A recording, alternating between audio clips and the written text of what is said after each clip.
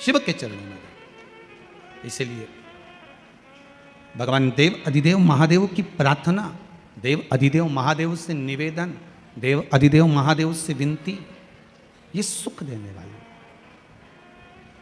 तेरी पूजा में दूध ले आई, उसे बछड़ा भी झूठा कराई। शंभु शरणे पड़ी, मांगू घड़ी रे घड़ी, दुख काटो दया करी ने दर्शन। भगवान से प्रार्थना कर सकते, उस शंभू से निवेदन कर सकते, फिर क्यों ना दे बाबा, क्यों ना कृपा करे मेरा शंभू, क्यों ना दया करे मेरा उघड़दानी। एक माता जी ने बड़ा सुंदर भाव लिखा है।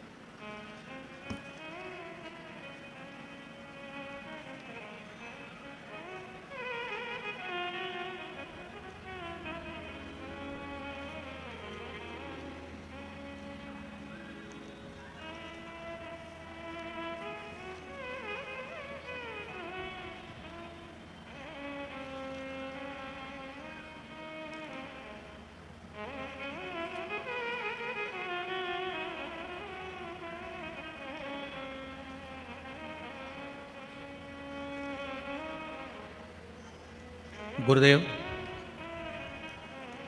मेरा भतीजा जिसने लिखा है, संगीता जी मौर्य हैं, ग्राम जसवाड़ी, जिला खंडवा से आई हुई है। आप ही हो, हाथ हिला दीजिए। आपने लिखा है, मेरा भतीजा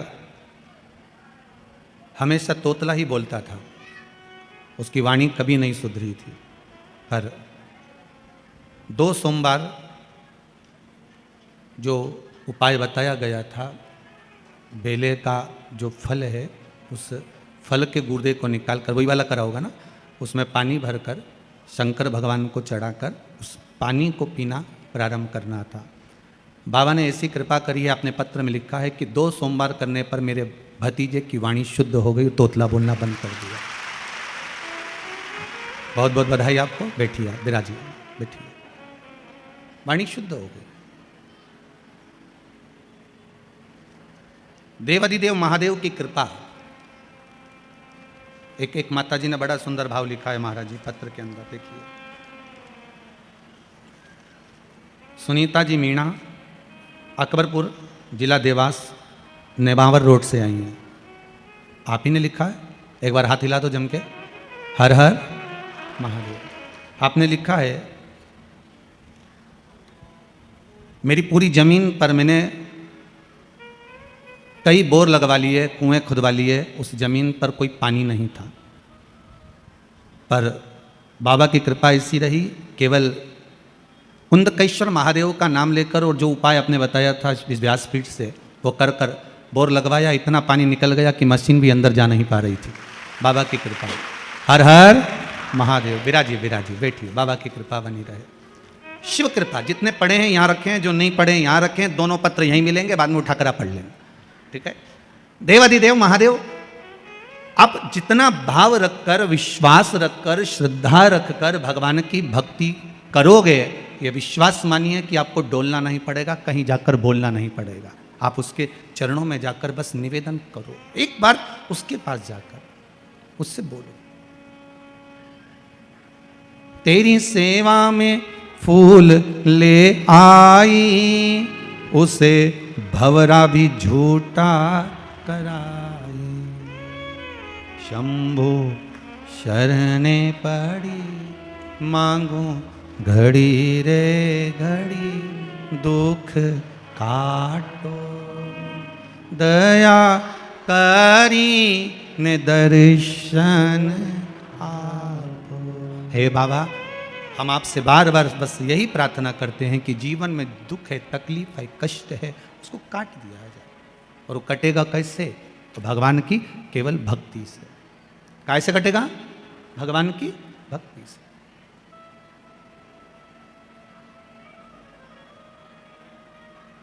दुनिया के लोग जरा सी बात से आपको छोड़ देते हैं। थोड़ी सी बात हुई और दुनिया के लोगों ने आपको छोड़ दिया। जब जरा सी बात से दुनिया के लोग आपको छोड़ देते हैं तो यह विश्वास मानकर चलना, जरा सी प्रार्थना से शंभू आपको पकड़ सकते हैं। मात्र थोड़ी सी प्रार्थना, बहुत है उतनी प्रार्थना। हमें ढोंग नहीं करना, हमें दिखावा नहीं करना कि मैं बहुत बड़ा भक्त हूं या मैं बहुत बड़ी भक्तन हूं, हमें नहीं करना। आग लगे बस्ती में अपन रहो मस्ती में अपन, तो एक लोटा पानी उठाया शिव जी को चढ़ाया। हाँ, अगर घर से पानी लेकर जा रहे हो तो उससे बढ़कर कोई सुख नहीं है। मंदिर का अगर पानी ले रहे हो, एक लोटा पानी अगर मंदिर का लिया है तो पहले 1 रुपया आपको उस गुल्लक में, उस दान पेटी में डालना है कि इस दान पेटी में इसलिए क्योंकि लोटे का किराया, पानी का किराया, ये सब देना पड़ेगा, तब जाकर उस पानी की महत्वता होगी, नहीं तो पानी की कोई महत्वता नहीं है। अपने पास का चढ़ाओ, अपने जल को आप आनंद में लेकर जाओ। भक्ति शिव कथा है। शिव कथा साधारण नहीं होती। शंकर की कथा में शंकर ही कहीं ना कहीं अमृत बरसा ही देता है। ये उसी की कृपा होती है, उसकी कृपा बिना कुछ नहीं है। जहां शिव है वहां गंगा है, जहां गंगा है वहां शिव है। शिव उपासना, भगवान की अविरल भक्ति। महाराज शिव महापुराण की कथा कर रही है। मां अहिल्याबाई का चरित्र कह रहा है, इस मालवा की महारानी का चरित्र कह रहा है, और उससे हमें सीखना है कि हमें कभी हारना नहीं। जैसे बिंदु प्रेत योनि में पड़ गया था और चंचुला देवी हारी नहीं, माँ जगत जननी से प्रार्थना कर कर शिव जी की भक्ति में लग गई और शिव महापुराण की कथा करवा ली। शंकर की कथा बाँचने वाले तुमरुका जी को बुला लिया। तुमरुका जी ने जब कथा कहना प्रारंभ करी तो उसमें तुमरुका जी ने विश्वास की कथा करी, विश्वास की कथा, भरोसे की कथा, विश्वास की। और वो विश्वास तुमरुका जी ने जगाया चंचुला देवी के हृदय में, वो विश्वास जागृत करा।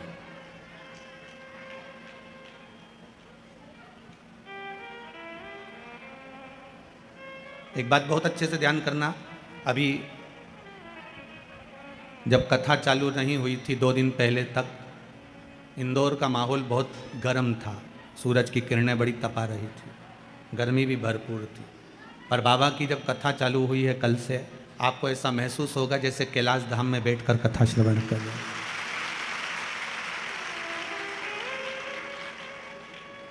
क्योंकि बाबा की कथा है कैलाश पर ही हो रही है, और कैलाश ही, और यहाँ तो यहाँ वर्णन किया गया है संरक्षक के रूप में भी कैलाश विजयवर्गीय है, इसलिए कैलाश तो बनना ही था। तो बाबा की कृपा, अभी तो कुछ हुआ नहीं, अब थोड़ी देर बाद हो सकता है बाबा कृपा कर दे, 2-4 बूंद गंगा जी की भी टपका दे, तो कोई भरोसा नहीं हो। आ गई क्या बस, तो फिर तो वो तो बाबा के हाथ में है, बाबा करने वाला और बाबा कराने वाला, उसके सिवा कुछ नहीं। कालदर्शी, कैलाशी, अविनाशी शिव चरित्र कह रहा है। चंचुला देवी ने तुमरुका जी से जो कथा सुनी है वो एक विश्वास की कथा। शिव कथा किसी दूसरी चीज को प्रकट करे ना करे, पर शिव कथा भगवान के चरणों में विश्वास प्रकट करती है। शिव कथा भगवान के चरणों में विश्वास प्रकट करती है। शिव कथा का एक नियम है, आप अपने जीवन में उतार कर रखिएगा कि यदि एक लाल चंदन होता है, एक पीला चंदन होता है, 2 तरह का चंदन होता है। जैसे अगर हफ्ते में एक बार, कितने समय में, जम के बोलो जरा, हफ्ते में एक बार प्रयास करा करो कि लाल चंदन का पानी हम शिव जी को समर्पित करें। और लाल चंदन का पानी अगर शंकर जी को समर्पित कर रहे हो तो शिव मंदिर में चढ़ाने के बाद में थोड़ा सा पानी बचा हुआ किसी बेलपत्री के वृक्ष के नीचे समर्पित करो। किसी भी बेलपत्र के वृक्ष के नीचे लाल चंदन का पानी थोड़ा समर्पित करें। जैसे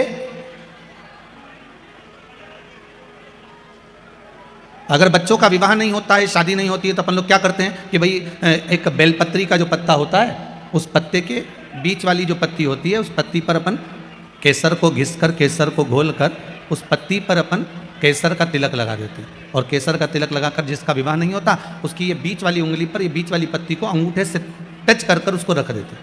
उसका नाम और गोत्र बोलकर उस पत्ती को शंकर भगवान पर किसी भी प्रदोष के दिन शिव जी को समर्पित कर देते हैं। बस इतना याद रखें कि इस पत्ती का जो मुख है वो जलाधारी की ओर होना चाहिए जब हम चढ़ाएं उस समय पर।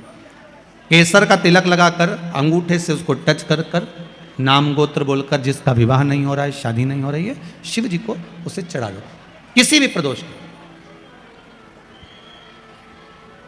और किसी भी शिव मंदिर में आप उसको समर्पित कर सकते हैं।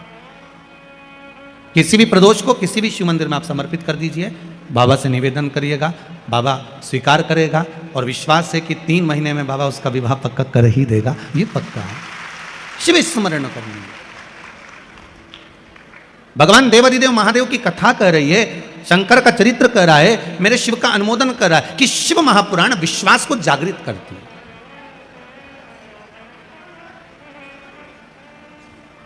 शिव महापुराण विश्वास को जागृत करने का कार्य करते हैं। और जब विश्वास की जागृतता हो, जैसे देवऋषि नारद जी ने तप किया, साधना करी, देवऋषि नारद ने खूब तप साधना करी। और जब देवऋषि नारद जी ने तप साधना करना प्रारंभ करा, तप साधना के बल पर देवऋषि नारद ने काम को जीत लिया, कामदेव पर विजय प्राप्त कर लिया।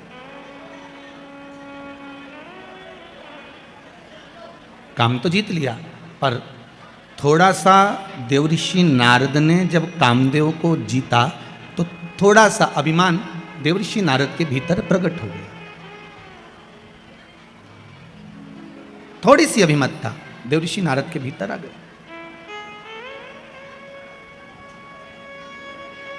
अब कोई बच्चा जब अच्छे नंबर से पास होता है ना, तो सबसे पहले उसी के घर जाता है जिसकी सप्लीमेंट्री आती है, या उसके घर जाएगा जो फेल हो गया। देवऋषि नारद सबसे पहले अगर कामदेव पर विजय प्राप्त करे तो भगवान शंकर के पास गए, क्योंकि काम को जीतने में, कामदेव को जीतने में शंकर भगवान के नेत्र खुल गए थे, कामदेव जलकर भस्म हो गया था, पर शंकर भगवान की समाधि टूट गई थी। भगवान उघड़दानी की समाधि टूटी है, भगवान शिव की समाधि टूट गई। अब देवऋषि नारद ने जाते से सबसे पहले शंकर भगवान के पास में जाकर हर हर महादेव कहा, और हर हर महादेव कहकर शंकर भगवान से कहा। भोलेनाथ जी ने कहा, ओ नारद जी कैसे आना हुआ? नारद जी बोले, आपको मालूम नहीं, मैंने कामदेव पर विजय प्राप्त कर ली। आप जानते नहीं?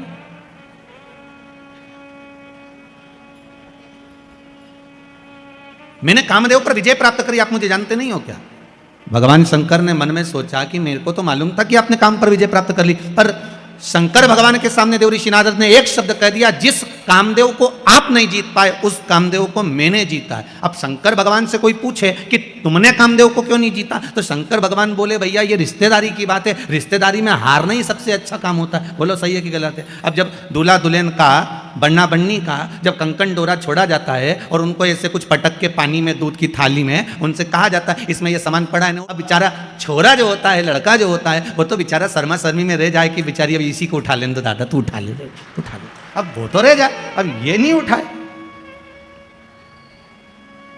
तो इसमें ये कैसे कह सकते हो कि छोरा ये जो है बेचारा सीधा साधा पड़ गया? छोरा सीधा साधा नहीं है, वो तो परिवार को लेकर चलना है, कुटुंब को लेकर चलना है, समाज को लेकर चलना है, इसलिए थोड़ा नम्र बनना जरूरी है। इसलिए उसको मालूम है कि अब मेरे को नम्रता रखना है। शंकर भगवान से कोई पूछे कि तुमने कामदेव को क्यों नहीं जीता, भगवान विष्णु तक ने पूछ लिया था भगवान शंकर से, जब तुमने सबको जीत लिया तो कामदेव को क्यों नहीं जीता? तो शंकर भगवान ने कहा, भगवान नारायण आप तो जानते हो मैं सती का पति हूं, ये रति का पति है। सती और रति एक ही पिता की दो पुत्रियां हैं, सग्गी बहन है, ये मेरा साड़ू भाई है। अगर ये मेरे यहाँ आया था, मैं उठकर नहीं खड़ा होता तो घर जाता, तो तुम्हारी धर्मपत्नी क्या कहती कि तुम मेरे बहन का पति आया और उसका सम्मान नहीं करा, तो रिश्तेदारों के आगे कभी अहंकार की बात नहीं करना, संबंधों की बात नहीं करना, रिश्तेदारों के आगे तो ये से बनकर चलना कि साधारण, जैसे कहते ना 4 लोगों को समझाना सबसे कठिन काम, पहला अपने पड़ोसी को, दूसरा अपनी पत्नी को, तीसरा अपने पति को, उसकी मर्जी पड़ेगी वही करेगा, चौथा अपने पुत्र को। आप दुनिया भर में सबको ज्ञान दे दो, कितना ही समझा दो, पर अच्छे से अच्छा व्यक्ति भी इनको नहीं समझा सकता। वो बेचारा बाहर कितना भी सत्ता दिखाए ना, घर जाए ना तो तुरंत कहते मेरे से फालतू बात करना मत, समझा दे रही हूं मैं, तुरंत इनका कितना ही समझा। शंकर भगवान तक नहीं समझा पाए थे सती मैया को। अगस्त ऋषि की यहाँ कथा सुनकर आए, कुंभज बाबा की यहाँ कथा सुनकर आए, और कुंभज ऋषि की यहाँ जब कथा सुनने के लिए गए, कुंभज बाबा के चरणों को भगवान शंकर ने जाकर प्रणाम करा। सती मैया से कहा नमन करो। सती जी पूछती हैं मैं और अगस्त ऋषि को प्रणाम करूं? मैं आपकी अर्धांगिनी, मैं देवादिदेव महादेव की पत्नी हूं, मैं कैसे नमन कर सकती हूं? शंकर भगवान कह रहे हैं ये अगस्त ऋषि है, कुंभज ऋषि है, संत हैं, ब्राह्मण है, गुरुजन है, इनको प्रणाम करो। सती मैया ने प्रणाम नहीं करा। सती को लगा कि ये कथा वाचने वाला जब हमको प्रणाम कर रहा है तो हम काय को प्रणाम करें। कथा बाचने वाले कुंभज ऋषि ने शंकर और सती को प्रणाम किया था, नमन किया था, क्योंकि अगस्त ऋषि को मालूम है बाचने वाले से बड़ा होता है, जम के बोलो, सुनने वाला। सुनने वाला इसलिए बड़ा होता है क्योंकि सुनने वाला जमीन पर बैठता है। जमीन पर बैठता है तो जो जमीन पर बैठे और जिसके पास जमीन ज्यादा हो उसको लोग जमींदार कहते हैं। तो तुम सब तो हो जमींदार। कथा बाचने वाला 4 पाई की चौकी पर बैठता है इसलिए बेचारा चौकीदार। तो जमींदार बड़ा होता है कि चौकीदार बड़ा होता है? जम के बोलो, जमींदार बड़ा होता है, क्योंकि उसकी मर्जी पड़ी तो पड़ी, बैठा तो बैठा, नहीं तो उठ के वो जाए, वो तो जा रहा है। और जमींदार की मर्जी कहीं कहीं का पांव भी लंबा कर ले, और कहीं कहीं का जमींदार तो इतना होशियार रहता है जेब में से निकाल के मल भी ले, उसकी मर्जी। और जैसे बीच में भजन आए तो फटकी भी दे ले, और जैसे महाराज जी बोले हार हार, वो तो जमींदार है, उसकी मर्जी। पर बेचारा चौकीदार तो जो बैठा पाँव माँव जोड़ के, हाथ पैर जोड़ के कि 3 घंटा एक जगह बैठना है, कथा बाचना है, बाच। तो जमींदार बड़ा कि चौकीदार? जमींदार बड़ा। राष्ट्र के 2 चौकीदार हैं, एक भारत की बॉर्डर पर बैठे हैं जिनके हाथ में हथगोले बंदूकें हैं, जो भारत की भूमि की रक्षा कर रहे हैं। और भारत के 2 चौकीदार हैं, एक भारत की बॉर्डर पर बैठे हैं हथगोले बंदूक लेकर, और दूसरे हैं भारत के संत महात्मा कथाकार जो हाथ में रामायण गीता और भागवत लेकर, शिव महापुराण लेकर बैठे हैं। वो भूमि की रक्षा कर रहे हैं, ये सभ्यता और संस्कृति की रक्षा कर रहे हैं। ये भी चौकीदार।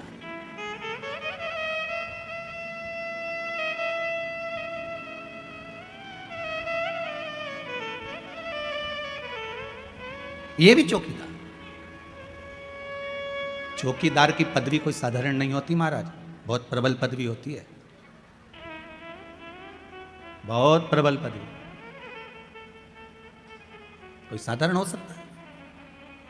भगवान शंकर ने कहा अपने कामदेव को जीता, उसके लिए आपको प्रणाम करता हूं। शिवजी ने अपने गले की रुद्राक्ष की माला उतारकर देवऋषि नारद के गले में पहना दी। देवऋषि नारद के गले में जैसे रुद्राक्ष की माला गई, नारद जी ने धारण करी, और उस रुद्राक्ष की माला को पहनकर देवऋषि नारद से भगवान शंकर बोल रहे हैं आप कुछ देर बैठोगे नहीं, यहाँ पर विराजमान नहीं होगे? नारद जी मन में सोचे कि मैंने काम को जीता और ये काम को हार गए, तो मैं इनके यहाँ बैठूंगा। नारद जी के कहने पर, भगवान शिव के कहने पर नारद जी नहीं बैठे और उठकर चल दिए। बाहर निकले, रुद्राक्ष की माला उठाकर जमीन पर पटक दी। जैसे ही भूमि पर पटकी, पटकने के बाद वहीं से नंदी निकल कर जा रहे थे। नंदी ने उस माला को उठाकर देवादिदेव महादेव से कहा, बाबा ये आपके गले की माला? हाँ बाबा आपके गले की माला, और यहां पड़ी है। भगवान शिव ने कहा, नंदी जब देवता के गले की माला भूमि पर पड़ जाए और जिसके माध्यम से पड़ जाए, समझ लेना उसकी उन्नति हो नहीं सकती। आप चिंता मत करो। हम कई बार इस व्यासपीठ से बार बार निवेदन करते रहे हैं कि बड़े से बड़े, कई बार बहुत बड़े बड़े मंदिरों में लोग जाते हैं, भगवान के गले की माला उतार कर अपने गले में डाल देते हैं, अपन उस गले की माला को निकालकर गाड़ी पर डाल देते हैं, गाड़ी पर डली उसकी पत्तियां बिखरते बिखरते जमीन पर जाती है, उसका दोष है। शिव महापुराण में, विष्णु पुराण तक में कहा है, दुर्वासा बाबा भगवान का दर्शन करने गए, नारायण के गले की माला आ गई, इंद्र को पसंद आ गई, इंद्र को दे दी, इंद्र को पसंद माला वो एरावत को दे दी, एरावत ने वो माला जमीन पर पटक दी, श्राप दे दिया, अरे इंद्र भगवान के गले की माला भूमि पर पड़ी है, इसलिए तुझे सत्ता के विहीन होना पड़ेगा। और महाराज राजा बलि की सत्ता स्थापित हो गई, इंद्र को सत्ता छोड़ना पड़ी, केवल वो देवता के गले की माला गई, देवता के गले की माला। हम बार बार निवेदन करते हैं, भगवान की कोई वस्तु, भगवान पर चढ़ा हुआ निर्माल्य, एक बेलपत्री भी अगर शिव मंदिर जा रहे हो वो प्राप्त हुई है, या तो उसको संभाल कर रख लो, नहीं रख से बनाए तो उसको विसर्जन कर दो, पर कहीं पांव में ना आए उसका विशेष ध्यान रखिए, कहीं पांव में ना आए। भगवान पर चढ़ा, आज देवर्षि नारद ने जो रुद्राक्ष की माला फेंकी है उसका भोग नारद जी को भोगना पड़ेगा। और नारद जी यहां से सीधे जब जाने लगे तो भगवान शंकर ने कहा, सुनो नारद, रुको जरा, एक बात और अच्छे से सुनकर जाओ, जो तुमने मुझसे कहा वो महादेव की बात अब ये भगवान विष्णु से मत कहना। नारद जी को लगा एक तो मैं अच्छे नंबर से पास हो गया, ऊपर से कह रहे हैं कि किसी को बताया भी ना जा कि मेरे इतने % आए। भगवान ने खूब समझाया देवऋषि नारद को, पर नारद कहां समझते, कहां समझे। एक विद्वान पंडित अपनी पत्नी से कहे, सुनो कल एकादशी है, व्रत कर लेना। पत्नी विश्वास नहीं करेगी, पहले पड़ोसन से पूछ के आएगी, क्यों तू एकादशी कब कर रही है। वो विद्वान है बेचारा, इतना विद्वान की लोग उससे पूछ रहे हैं, पर वो भी पड़ोसन से पूछ रही, तू बता एकादशी कब करेगी। सबसे ज्यादा दिक्कत होती है वो हरतालिका तीज के व्रत में, तू कब करेगी। हरतालिका तीज का व्रत और माताओं का पूरे मोहल्ले में घूमना, तू कब करेगी, तू कब करेगी। और शंकर जी भी उस दिन इतने व्यस्त रहते हैं, शंकर भगवान से पूछा जाए आज अब कैसे हो, शिव जी बोलते हैं बस मस्त हूँ, पूछो ही मत ही बस। और चारों तरफ से माताएं शंकर जी को घेर लेती हैं, नीचे पाटे पर थाली में शिवलिंग और उसकी पूजन, और पूजन के साथ में फिर शंकर जी पे चढ़ाई हुई सारी वस्तु सब चढ़ाते जा रहे, चढ़ाते जा रहे, चढ़ाते जा रहे। भोलेनाथ जी आराम से बैठे, साथ में पार्वती जी भी बैठी। पार्वती जी बोल रही हैं, भोलेनाथ बहुत कुछ चढ़ा दिया गया है, भजन लग रहा होगा। शंकर जी बोले फालतू बात मत करो, सुबह 4 बजे तक ऐसी बैठी रहो, इसके सिवा मत बोलना, अपने को नहीं बोलना, बिल्कुल 4 बजे तक। बहुत अच्छा हुआ कि पोथी में सब कुछ लिख दिया कि ये चीज़ चढ़ाना, नहीं तो इनका मन पड़ता तो कद्दू लेके आ जाती बड़ा सारा, वो भी चढ़ा के चली जाती। बड़ा गजब का। सबसे ज्यादा आनंद शंकर जी से पूछा जाए कौन से दिन आता है, तो शिव जी कहेंगे मुझे हरतालिका तीज बड़ी पसंद है। शिव जी से पूछा वो क्यों, पार्वती जी ने जो तप करा था, साधना करी थी, उपास करा था, व्रत करा था, पार्वती जी ने ऐसा व्रत करा, ऐसा तप करा, ऐसी साधना करी, उस व्रत से मैं बड़ा प्रसन्न हूं। सबसे ज्यादा प्रसन्न मेरे शंकर हरतालिका तीज के दिन होते हैं, सबसे ज्यादा प्रसन्न। और माताओं से निवेदन रहा है, बार बार कहते हैं, आप अगर हरतालिका तीज का व्रत नहीं भी करते हो तो भी 5-6 वृक्ष की 7 वृक्ष की पत्तियों को तोड़कर हरतालिका तीज के दिन शंकर भगवान को समर्पित कर दो, शंकर जी उस व्रत को स्वीकार कर लेते हैं, इतने प्रसन्न हो जाते हैं मेरे दिल। शिव की प्रसन्नता है हरतालिका तीज का। सबसे सरल देव एक ही है, कौन से है, जम के बोलो जरा, देव अधिदेव महादेव, बहुत सरल। बाकी के देवता उनको तो चंदन लगाओ, उपटन लगाओ, कपड़े पहनाओ, आभूषण पहनाओ, ये धराओ वो धराओ, भोग लगाओ, इनके तो कुछ मत धराओ, 1 लोटा पानी 3 बार ताली, बम बम बोला, अपने घर जाओ। अच्छा, शिव जी के मंदिर में बैठने की भी जगह नहीं होती। राम जी के मंदिर में जाओ तो थोड़ा बैठ जाओ, भगवान विष्णु के मंदिर में जाओ तो बैठ जाओ, शंकर जी के मंदिर में बैठने की भी जगह नहीं होती, क्योंकि लोग पानी इतना ढोल के जाते, साड़ी भी बचा के चलना पड़ती है। तो शिव जी कहते हैं मेरे पास मत बैठो, मेरे पास बैठकर समय बर्बाद मत करो, मेरा ओघड़दानी देव अधिदेव महादेव कहते हैं, मैं जिसकी आराधना में लगा हूं, शंकर राम की आराधना करते हैं, राम शंकर की आराधना करते हैं, आपसे भी शिव जी कहते हैं आप भी उसकी आराधना में डूब जाओ, समय बर्बाद मत करो, ये समय बड़ा कीमती है, क्यों इसको छोड़ रहे हो, क्यों इसको बर्बाद करो। नारद जी पहुंचे भगवान विष्णु के यहां, भगवान विष्णु से देवऋषि नारद ने जाकर कहा, श्रीमन नारायण। भगवान विष्णु ने एक बार भी नारद जी से नहीं कहा कि बैठो, क्योंकि शंकर जी ने बैठने का कहा था तो नहीं बैठे थे, तो भगवान विष्णु क्यों बोले कि बैठो। नारद जी ने जाते से ही कहा, प्रभु मैं नारद। भगवान कहते मैं जानता हूं, जिस कामदेव को भगवान ने नहीं जीता, देवाधिदेव महादेव ने नहीं जीता, उस कामदेव को देवऋषि नारद ने जीता। आपको मालूम है, भगवान विष्णु की आंखों से जल बहने लगा, नारायण रोने लगे। नारायण को लगा कि ये तो डूबा, मुझे भी डुबा दिया, क्योंकि शास्त्र कहता है निंदा करने वाला और निंदा सुनने वाला, इन दोनों में महापापी कौन होता है, सुनने वाला। निंदा कर रहे थे नारद, सुन रहे थे भगवान विष्णु, तो महापापियों की गिनती में नारायण को भी आना पड़ा और रो पड़े। लक्ष्मी जी पास में खड़ी थी। माता लक्ष्मी ने पूछा, नाथ क्यों रो रहे हो? भगवान कह रहे हैं, इस देवऋषि नारद ने मुझे महापापियों की गिनती में खड़ा कर दिया। क्यों? निंदा करिए नारद जी ने भगवान शंकर की, सबकी निंदा करते चल जाता, पर देवाधिदेव महादेव की निंदा सहन नहीं होती। जिसने दुनिया को केवल दिया है, उससे लिया नहीं, तो उसकी निंदा कैसे सुन सकते? उसकी निंदा कैसे सुने? प्रभु तो रो क्यों रहे हो? भगवान ने कहा, देवऋषि नारद ने निंदा करी। शंकर जी की निंदा करने वाला, भगवान की निंदा करने वाला पशु का मुख लगता है, और निंदा सुनने वाले को भी पशु का मुख लगता है। नारद जी ने तो अपनी गति बिगाड़ ली। ये नारद को तो बंदर का मुख लगेगा, पर मैंने निंदा सुनी है इसलिए मुझे घोड़े का मुख लगेगा। भगवान विष्णु का एक अवतार हुआ, हयग्रीव अवतार, जिसमें भगवान को घोड़े का मुख लगा कि नहीं लगा? घोड़े का मुख, मुझे घोड़े का मुख लगेगा, और वो देवऋषि नारद के कारण लग रहा है। ये देवऋषि नारद के चक्कर में लग रहा है, ये घोड़े का मुख। रो रहे हैं भगवान। भगवान देवऋषि नारद से बोले, नारद जी आपने कामदेव को जीता मानते हैं, पर आपके ये शब्द नहीं निकलना थे कि आपने शंकर भगवान जिस कामदेव को नहीं जीते उसको हमने जीता है। आपने ये क्यों बोला? आपको ये नहीं बोलना था। आपने ये बोला, ये श्रेष्ठ नहीं। आप ये बोले हो, ये श्रेष्ठता नहीं है महाराज। ये गलत आपने संबोधन कर दिया, ये संबोधन श्रेष्ठ नहीं महाराज। और जब सुना, जब श्रवण किया, हमारे बीच में आदरणीय संत महोदय का आगमन हुआ है। एक बार जोरदार ताली बजाकर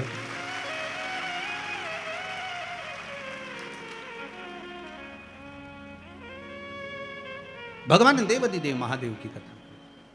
शंभु शरणे पड़ी मांगू घड़ी रे,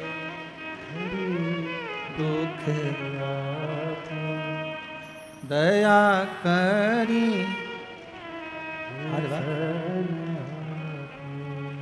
दया करी,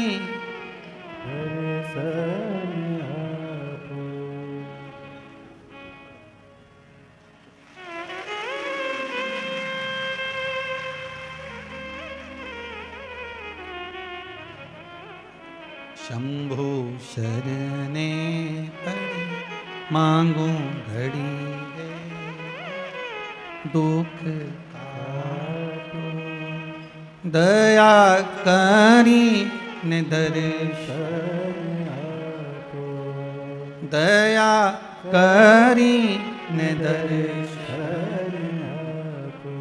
हर हर महान भगवान शिव की कथा कर रही है, ओगड़दानी शंभू की कथा कर रही है। देवऋषि नारद के शब्द सुनकर भगवान विष्णु की आंख में जल भर गए। नारद अपनी गति तो बिगाड़ी बिगाड़ी, मेरी भी गति आपने बिगाड़ दी। और देवऋषि नारद रास्ते में से गए, वहां एक कन्या के स्वयंवर में पहुंच गए। सीलनिधि राजा की कन्या का स्वयंवर था, वहीं पर भगवान से रूप मांगा, बंदर का मुख लग गया और देवऋषि नारद का अभिमान टूटा। जाकर चंद्रभागा नदी के तट पर देवऋषि नारद ने तब साधना करी।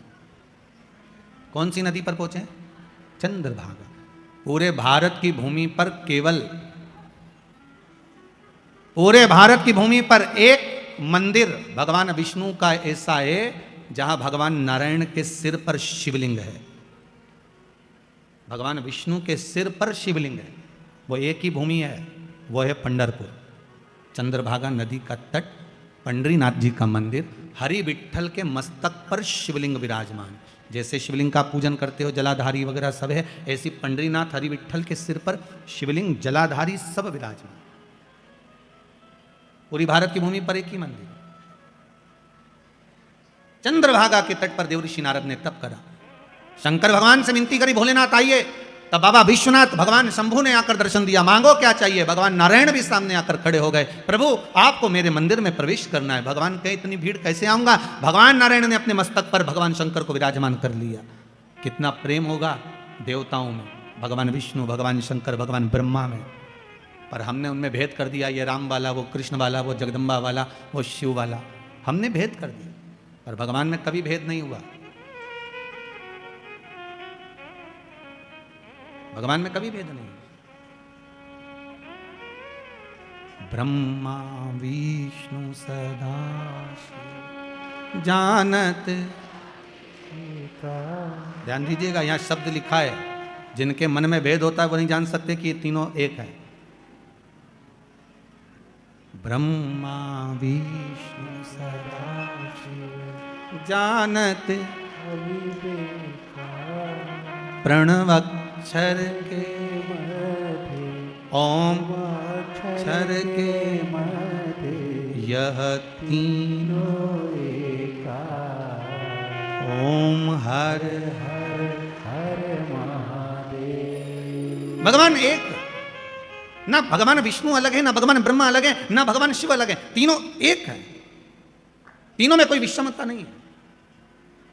बस हमारी दृष्टि का भेद हो सकता है। हम जैसा चश्मा लगाएंगे वैसा ही तो हमको दिखेगा।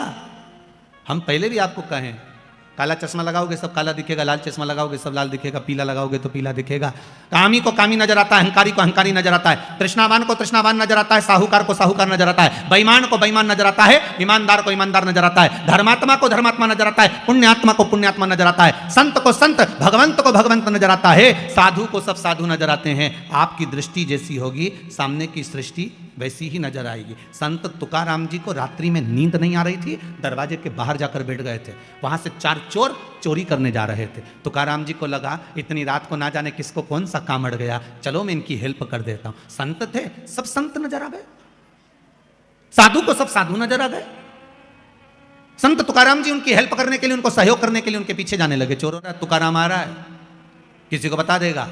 एक चोर ने कहा चिंता मत करो, अपनी टोली में शामिल कर लो। अपनी टोली में, हाँ। चारों ने कहा सुनो तुकाराम, हमारे साथ चल रहे हो, चलो, मना नहीं है, आधा आधा तुमको भी दे देंगे। तुकाराम जी को लगा कि इनका जो काम होगा आधा मुझे दे देंगे। अच्छा, हेल्प कर दूंगा, फ्री तो बैठा हूं रात को, करना क्या, आधी रात को फ्री तो हूं, चलो। तुकाराम जी जैसे ही गए तो चारों के चारों चोर एक सेठ जी के घर में घुसने लगे, प्रवेश करने लगे। तुकाराम जी बोले मैं चलूं काम करने के लिए। इतने में चोर बोले तुम नए नए हो, तुमको मालूम नहीं है, तुम यहाँ खड़े रहो, अभी आधे घंटे में हम बाहर आ रहे हैं, तुम्हारा हिस्सा तुमको देंगे। तुकाराम जी को लगा कि काम का हिस्सा है, मुझे देंगे। अब ये चोर तो अंदर गए, 1 घंटा हो गया निकल के नहीं आए, 2 घंटे हो गए नहीं आए। तुकाराम जी को लगा कि ये वही सेठ जी का घर है जहां रोज शिव महापुराण की कथा होती थी, ये वही सेठ जी का घर है जहां रोज रामायण गीता होती, भगवान का भजन होता। ये चारों की चारों तो भजन में बैठ गए और मुझे यहाँ छोड़ गए। मैं भी कितना पागल कि यहाँ खड़ा हूँ, अंदर जाता हूँ। और संत तुकाराम जी जैसे ही अंदर गए, अंदर जाकर उन्होंने जो भगवान का दर्शन करा, एक फोटो दिख गया उनको, फोटो में हरि विट्ठल दिख गए। तुकाराम जी ने जेब में से करताल निकाली, निकालते से बजाने लगे विट्ठल विट्ठल विट्ठल। जैसे ही करने लगे, चारों की चारों चोरों ने सोचा तुकाराम अंदर आ गया, चारों कोई पलंग के नीचे कोई ऊपर छुप गए। इतने में सेठ जी के नेत्र खुल गए, सेठ जी बाहर आए, गुरुदेव आप आए हो।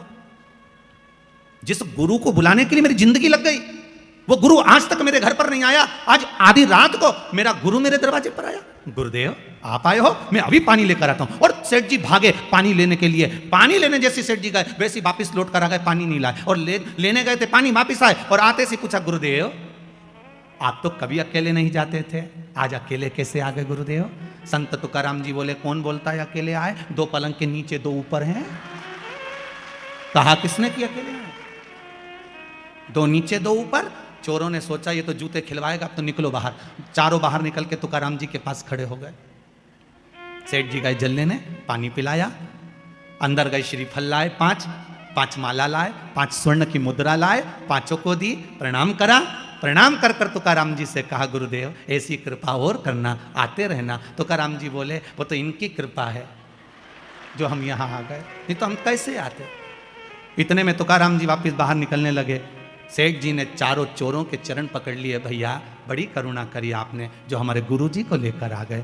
इतने में चोरों की आंखों से जल बह रहा था। बाहर निकलकर संत तुकाराम के चरण चोरों ने पकड़ लिए और कहा गुरुदेव जब जब पकड़ाते थे जूता खा कर आते थे, आज जिंदगी में पहली बार पकड़ाए, गले में माला पहनकर आए हैं। बड़ी कृपा है आपकी। इतने में तुकाराम जी ने कहा सुनो, संतों के पीछे चलोगे तो माला ही मिलेगी और कामियों के पीछे, चोरों के पीछे चढ़ोगे तो जूते की माला ही मिलेगी। ये संत, साधु, सन्यासी, तपस्वी, साधक, उपासक, भगवंत जितने हैं, इनके पीछे चलने पर, भजन में जाने पर, कीर्तन में जाने पर, नाम स्मरण करने पर, भगवान की भक्ति में डूबने पर जो मिलता है वो दुनिया में किसी को नहीं मिल सकता। वो सुख है, वो सुख है, वो सुख कहीं नहीं मिल सकता। मैं कहने में पीछे नहीं हटूंगा। आदरणीय श्री कैलाश जी विजयवर्गीय जी विराजमान हैं, कहीं मेंदोला जी भी बैठे होंगे, श्रीमय जी मेंदोला। कहने में पीछे नहीं हटूंगा। आपके क्षेत्र के जितनी भी विधानसभाएं होंगी इस इंदौर क्षेत्र के अंतर्गत, कहीं भोजन भंडारे और कथा भागवत इतनी होती कि नहीं होती, वैसे तो बहुत कम सुनने को मिलती है, पर आपका जो क्षेत्र है, जिस क्षेत्र के अंतर्गत कथा चल रही है, इस क्षेत्र के अंतर्गत जिस व्यक्ति से पूछो वो एक ही बात कहता है कि हमारे क्षेत्र के जो विधायक हैं और आदरणीय कैलाश जी हैं या रमेश। अच्छा एक बात और बड़े प्रेम से बोलते हैं, दादा हैं तो वो जो कथा करवाते हैं, जो कथा के बाद में या अन्य समय पर कथा नहीं भी होती, भोजन भंडारे जो होते हैं बड़े सादगीपूर्ण होते हैं। और उस सादगीपूर्ण भंडारे में एक भंडारे ने विश्व रिकॉर्ड तोड़ा है। हमें तो उस भंडारे में नहीं पहुंचा था, पर खबर पूरे भारत में है। वो है पितृ पर्वत पर श्री हनुमान जी के विराजमान होने का। उस भंडारे ने शायद विश्व रिकॉर्ड तोड़ दिया, सारे रिकॉर्ड तोड़ दिए। और एक ऐसा तीर्थ इंदौर नगर को दिया है,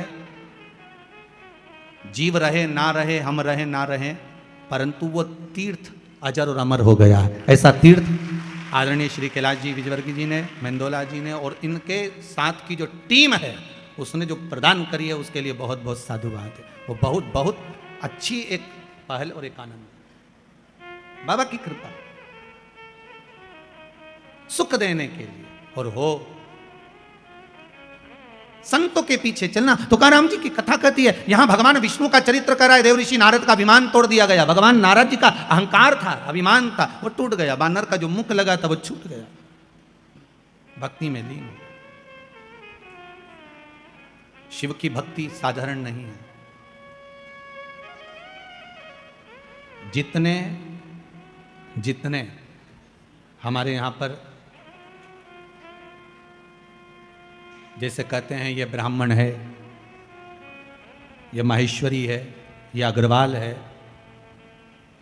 ये ताम्रकार है, ये स्वर्णकार है, ये चौरसिया है, ये वर्मा है, जैसे हमारे यहाँ कहते हैं ये सेन है, ये चर्मकार है, ये दर्जी समाज से है, हमारे यहाँ कहते हैं। इन सब के जितने भी पुराने पुराने गुरु हुए हैं, उन गुरुओं को उठाकर देखना, जितने भी इनको वंश में रहे हैं वो सब शिव के उपासक रहे, शंकर के उपासक। शिव की आराधना के बिना कुछ मिला ही नहीं है। जितने मिले महाराज, भगवान राम जी के दो पुत्र लव और कुश, भगवान कुश की 34वीं पीढ़ी में, भगवान कुश की 34वीं पीढ़ी में श्री अग्रसेन महाराज का जन्म हुआ था, जिससे अग्रवाल समाज की वंश की उत्पत्ति माना गया। 34वीं पीढ़ी में। और श्री वल्लभ सेन जी जो श्री अग्रसेन जी महाराज के पिता हैं, वल्लभ सेन जी, उनकी जो धर्मपत्नी थी भगवती देवी जी, विदर्भ की थी। विदर्भ से दो माताएं हमारे यहाँ आई थी, एक सूर्यवंश में, एक चंद्रवंश में। सूर्यवंश में वल्लभ सेन जी की जो धर्मपत्नी है वो विदर्भ की है भगवती माता जी, और विदर्भ से ही श्री रुक्मणी माता जी जो भगवान कृष्ण की धर्मपत्नी है। ये दो विदर्भ से आई। सिरसा हरियाणा से, प्रतापगढ़ हिसार से ये अग्रसेन महाराज जी के पिता वल्लभ सेन जी निवास करते थे, और उनके जो विवाह संबंध हुआ था वो भगवती देवी जी से हुआ था। तो भगवती देवी जी जो विदर्भ से आई थी, उनके मन में एक भाव जागृत हो गया था कि मैं सूर्यवंश की बहू हूं, राम जी के वंश में 34वीं पीढ़ी में, कुश के अंतर्गत 34वीं पीढ़ी में हमारा जन्म हुआ है, हम यहां आए हैं, क्यों ना राम जैसा पुत्र मेरे घर में उत्पन्न होना चाहिए। तो उन्होंने बल्लभ सेन जी से निवेदन करा था कि मेरे गर्भ से जो संतान हो वो भगवान की भजन करने वाली और जगत का कल्याण करने वाली हो, ऐसी कोई संतान हो। तो भगवती देवी जी ने जब अपने पति बल्लभ सेन जी से निवेदन करा तो वल्लभ सेन जी ने कहा एक काम करना, शिव की आराधना करना, शंकर का भजन करना। और वल्लभ सेन और माता भगवती देवी ने दोनों ने जब शंकर की आराधना करी, स्वयं शंकर भगवान ने आकर कहा कि तुम्हारे गर्भ में जो बालक होगा वो राम जैसा ही कीर्तिवान होगा, कोई साधारण नहीं हो सकता। और मां भगवती के गर्भ से जो बालक हुए वो अग्रसेन जी हुए। और एक बात का स्मरण आपके जीवन में रहे, जैसे मां अहिल्या ने हर पल, माता अहिल्या हर पल शंकर जी को साथ लेकर चलती थी, ऐसे ही अग्रसेन महाराज जब जब किसी काम से, जैसे हिसार के अंतर्गत जब पानी नहीं गिरा तो उन्होंने शंकर का अनुमोदन करा और शिव भगवान प्रकट होकर उनके लिए जल वृष्टि कर कर गए। देखो हमारे यहाँ के जितने जितने पूर्व में चाहे राजा रहे, महाराजा रहे, संत रहे, साधु रहे, ये शिव के उपासक रहे। आपसे भी निवेदन है, संपूर्ण जितने भी लोग इस पावन कथा को सुन रहे हैं, एक बूंद भी अगर जल की शिव पर समर्पित होती है तो उसका फल आपके खाते में लिखा जाता है, अलग नहीं जाता। हाँ ये जरूर है, थोड़ा समय लगता है, दुख आया है, पूर्व के कर्म के अनुसार आया है तो थोड़ा दुख काटने में समय तो लगता है। पर आप बाबा से रोज निवेदन करो ना, रोज भजो, श्री शिवाय नमस्तुभ्यं, श्री शिवाय नमस्तुभ्यं, श्री शिवाय नमस्तुभ्यं। भगवान से रोज प्रार्थना करो। भोला सब दुख काटो, ओ भोला सब दुख काटो, शिव शंकर जपूं तेरी माला, भोले बाबा जपूं तेरी माला, भोला सब काटो, ओ भोला सब दुख काटो। भगवान देव ऋषि नारद का अहंकार गया, समय आया, ब्रह्मदेव से भगवान नारायण ने कहा ब्रह्मा जी आप सृष्टि की लीला आगे बढ़ाओ। ब्रह्मा जी सृष्टि की लीला आगे बढ़ाने वाले थे तो ब्रह्मा जी के मन में एक भाव उत्पन्न हो गया। ब्रह्मा जी ने कहा, देवाधिदेव महादेव के लिए संशय उत्पन्न हुआ ब्रह्मा जी के मन में, और भगवान विष्णु से कहा कि प्रभु, भगवान नारायण से कहा ब्रह्मा जी ने कि मैं आपका पुत्र हूं, पर हे नारायण आपके पिता का नाम क्या है? भगवान विष्णु ने कहा मेरे पिता शिव है, शंकर। शिव महापुराण में लिखा है, लिंग पुराण के अंतर्गत वर्णन आता है, नर्मदा पुराण में वर्णन आता है, शंकर भगवान ने अपनी जंगा और हस्त कमल पर अमृत का छींटा दिया था। जब देवता अमृत भाग लेकर आए थे तो वो अमृत का छींटा दिया, और ये अमृत कोई एक बार प्रकट नहीं हुआ है, ये अमृत कई बार प्रकट हुआ। उस अमृत के छींटे से उतार कर एक पुरुष की उत्पत्ति हुई थी, वो भगवान विष्णु थे। ये शिव महापुराण में लिखा है। भगवान विष्णु ने अपने शरीर पर जल का सींचन करा था, चारों तरफ जल जल कर दिया था, उस पर आयन करने के कारण भगवान का नाम नारायण पड़ गया। ये शिव महापुराण कहते हैं। तो भगवान विष्णु ने कहा मेरे पिता शंकर, भगवान शिव आपके पिता शंकर? हाँ। शिव कैसे हैं? भगवान विष्णु ने कहा ये सामने पर्वत है, अपन इसको घुमाते हैं, प्रकट करते हैं शंकर भगवान को। दोनों ने मिलकर जो पर्वत को घुमाना प्रारंभ करा उसमें से एक लिंगायत आकृति प्रकट हो गई। जैसे ही लिंगायत आकृति प्रकट हुई भगवान शंकर के सामने, जैसे ही भगवान विष्णु के सामने लिंग प्रकट हुआ, लिंग प्रकट होते से ही भगवान शंकर ने कह दिया नारायण मैं सामने प्रकट हो गया हूं, मांगो तुम्हें क्या चाहिए। भगवान विष्णु कहते हैं मैंने मांगने के लिए आपको प्रकट नहीं करा, मैंने तो केवल आपको नमन करने के लिए ब्रह्मा जी को आपका स्वरूप दिखाना था कि मेरा पिता कैसा है, उसको बताना था, इसलिए प्रकट किया। अच्छा हाँ, मैंने आपको इसलिए प्रकट किया। भगवान ब्रह्मा जी के मन में भाव उत्पन्न नहीं हुआ। भगवान ब्रह्मदेव ने कहा अगर ये शंकर भगवान का जो शिवलिंग है, भगवान का जो स्वरूप है, इनके चरण कहाँ है, इनका सिर कहाँ है? जिस शिवलिंग पर आप पानी चढ़ाते हो उसका चरण कहाँ पर है? ढूंढा कभी आपने? जिस शिवलिंग पर आप जल चढ़ाते हो उसका सिर कहां पर है? ढूंढा कभी आपने? इस शिवलिंग का चरण कहां है? इस शिवलिंग का सिर कहां पर है? पता करो जरा। भगवान ब्रह्मा जी ने कहा, नारायण मुझे बताओ इनका सिर कहां है, इनका चरण कहां है? भगवान शंकर का स्वरूप कहां है? भगवान कहने लगे, विष्णु जी बोले, नारायण बोले, आप बताओ क्या करना है?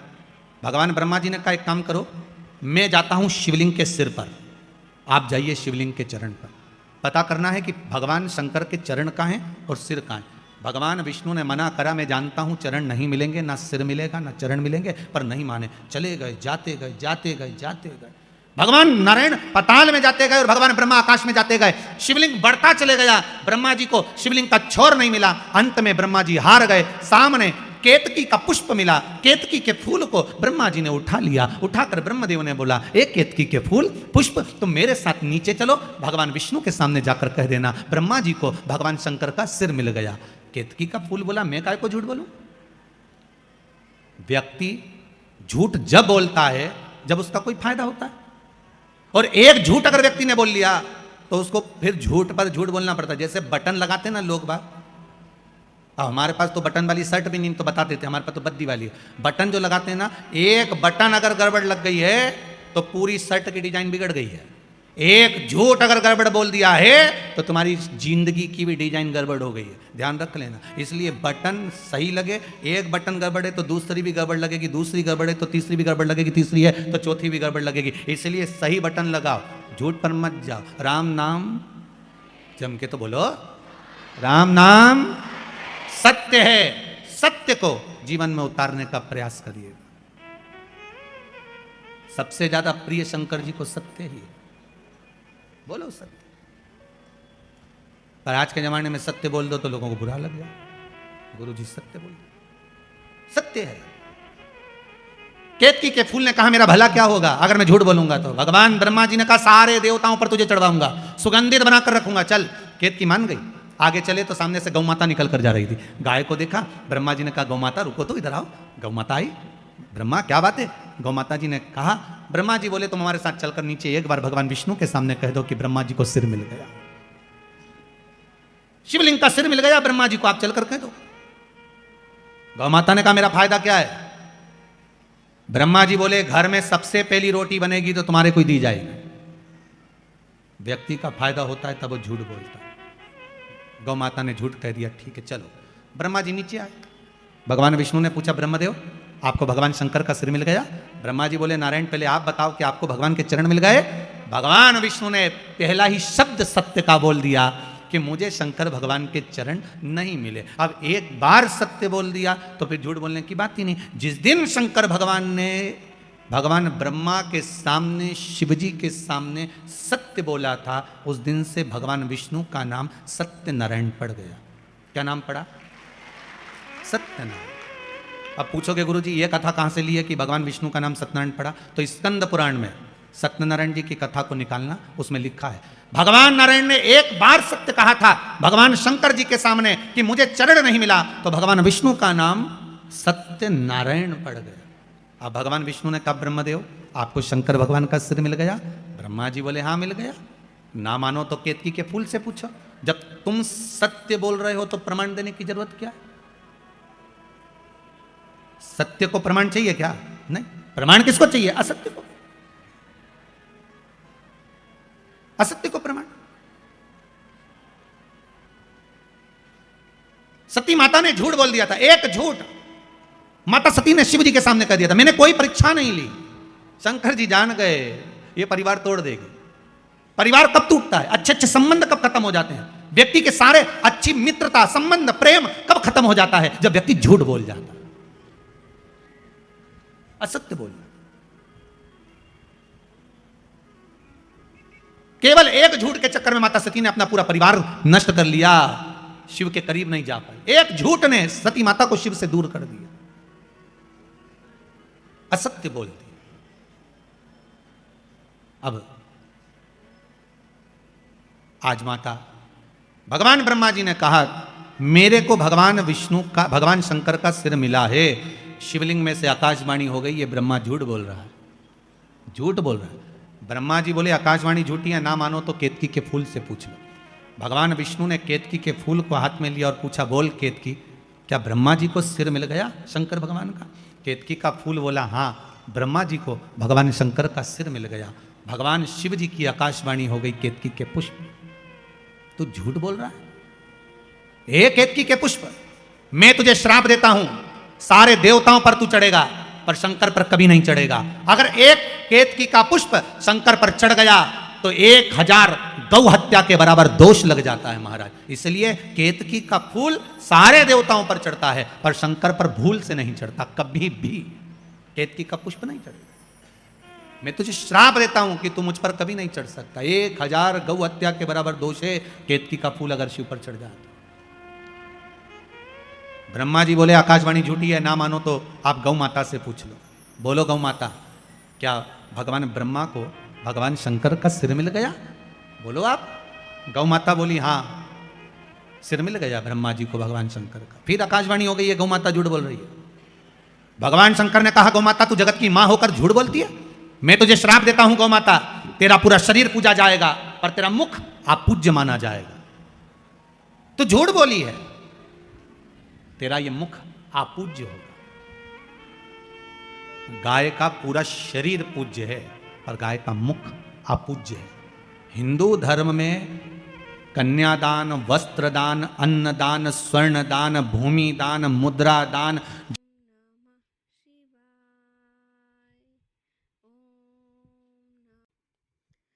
पकड़कर करना पड़ता है। गाय के आगे से कभी गौदान। मेरी प्रीत ना टूटेगी भोले बाबा से, मेरी प्रीत ना टूटेगी। जो गाय के पीछे से पूंछ पकड़कर करना पड़ता है। हिंदू धर्म में सारी परिक्रमा आगे से, पीपल की परिक्रमा आगे से, मंदिर की परिक्रमा आगे से, माता पिता की परिक्रमा आगे से, गुरुजन की परिक्रमा आगे से, तीर्थ की परिक्रमा आगे से। पर हिंदू धर्म में एक परिक्रमा ऐसी है जो पीछे से चालू होकर पीछे विराम होती है, वो गौ माता की परिक्रमा है। गाय की पूंछ से चालू होकर पूंछ पर विराम होती है, क्योंकि इसने झूठ बोल दिया।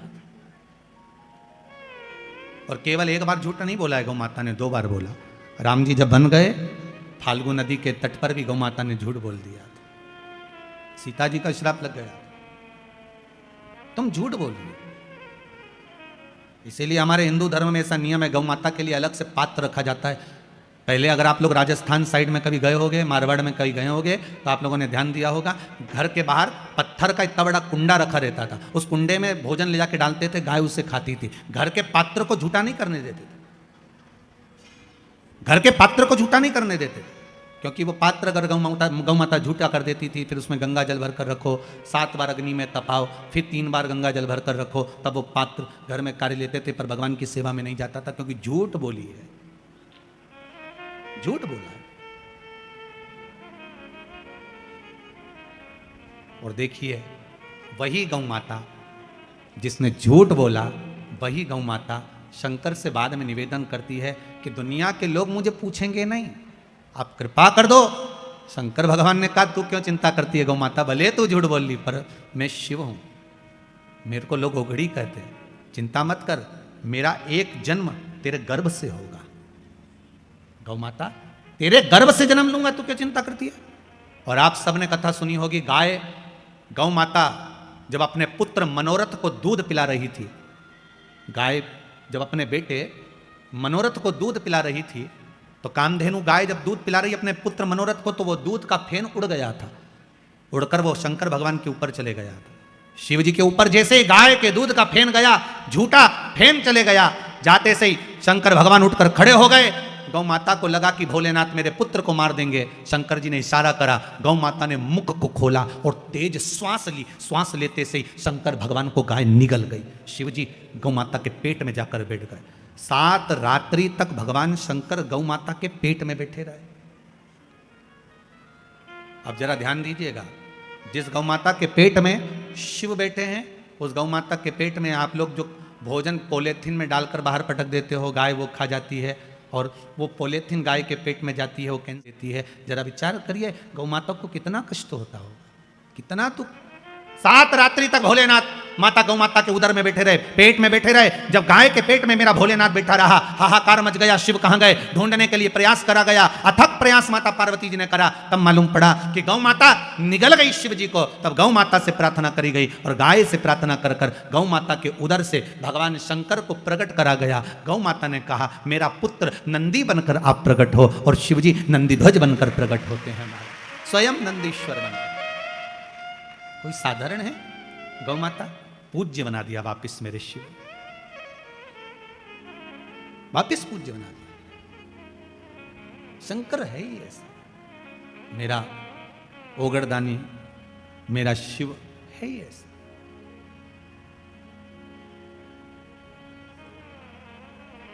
बेलपत्री में ये जो 3 पत्तियां होती हैं, कभी कभी 5 पत्ती की भी बेलपत्र होती है, कभी कभी 6 पत्ती की भी होती है, 4 पत्ती की भी होती है।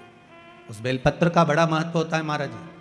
4 पत्ती की अगर बेलपत्र मिल जाए तो महाराज जो लकवे वाला शरीर होता है, जिसके शरीर में लकवा लग जाता है, उस लकवे के शरीर वाले के लिए 4 पत्ती की बेलपत्र शंकर भगवान पर समर्पित कर कर अवधूतेश्वर महादेव के नाम से 7 लोटा पानी, 7 कलश पीले चंदन का जल शिव जी को चढ़ाया जाता है।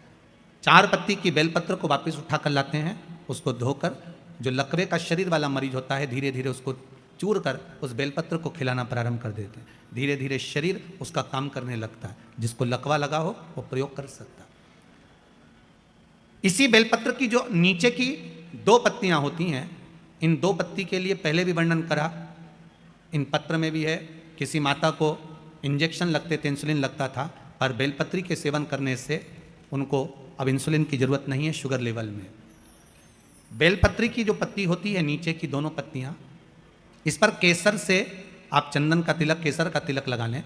और भगवान शंकर का जो शिव जी के 13 बच्चे हैं, शंकर जी के कितने बच्चे हैं? 13। उन 13 बच्चों में शंकर जी की 5 लड़कियों का नाम ले। जया, जम के बोलिए, जया, विषहरा, श्यामली बारी, दौतली और देव, ये शंकर जी की 5 लड़कियां। इन 5 लड़कियों का नाम लेकर एक एक बेलपत्र को शिव जी पर समर्पित करना प्रारंभ कर दें। 5 या 7 बेलपत्र ले लें, उसको समर्पित कर दें, उसको लेकर आए। जब बेलपत्र शुगर वाला व्यक्ति या बीपी वाला व्यक्ति या थायराइड वाला व्यक्ति खाए तो एक एक बेलपत्र सबसे पहले नीचे की पत्ती को तोड़ ले, जो नीचे की 2 पत्तियां, इसको तोड़कर खाना प्रारंभ करे। फिर आखिरी में ऊपर की पत्ती को खाए। 3 दिन लगातार कर कर देखिए, शुगर लेवल में आ जाइए। अभी तो कथा चल रही है, आज तो दूसरा ही दिन हुआ है, खाकर तो देखो, 4 दिन तो हम भी यहीं हैं, तो शुगर लेवल में आपको मिलेगी। शिव का स्मरण करिए। पर शंकर भगवान की 5 लड़कियों के नाम मत भूलना। पहली, जम के बोलो जरा, जया। दूसरी, विषहरा। तीसरी, श्यामली बारी।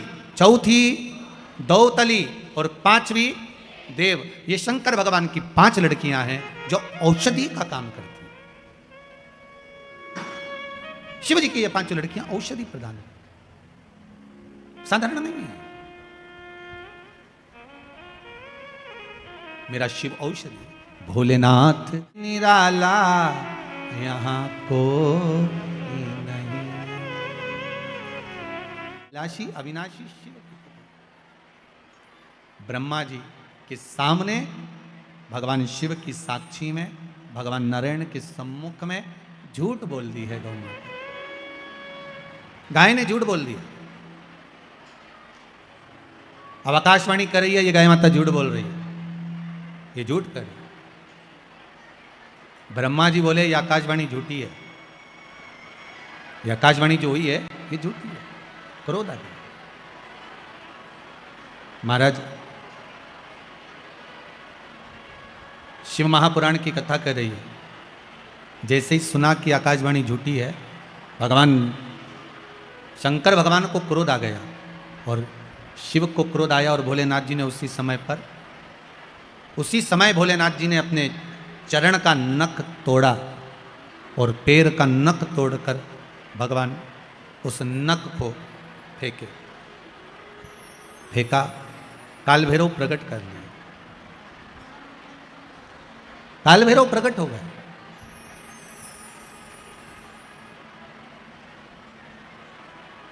जब काल भैरव प्रकट हुए, भगवान शिव जी ने आदेश दिया कि जाओ, जाकर जिस मुख से ब्रह्मा जी झूठ बोल रहे हैं, जिस मुख से ब्रह्मा झूठ बोल रहे हैं, ब्रह्मा जी का वो सिर काट दीजिए। फिर ध्यान देना, शंकर भगवान को प्रसन्न करने का सबसे सुंदर तरीका है एक लोटा जल। पर एक लोटा जल ना हो तो बेलपत्र, बेलपत्र ना हो तो 3 बार ताली, 3 बार ताली ना हो तो बम बम बोले, और ये भी ना हो तो अपने जीवन में दिन भर में कम से कम एक बार सत्य बोलो। दिन भर में एक बार कितना बोलना है? एक बार बोल लो, बहुत है। जीवन का सबसे ज्यादा सुख सत्य बोलने में प्रकट हो जाए। सत्यम शिवम सुंदरम, सत्य प्रिय है मेरे भोलेनाथ। हर हर महा, भगवान की प्रियता सत्य में, सत्य में प्रियता मेरे शंकर भगवान की कथा करे, योगढ़धानी त्रिकालदर्शी मेरे कैलाशी की कथा करे, मेरे बाबा की कथा कहती है भगवान शिव काल भैरव को प्रकट करे।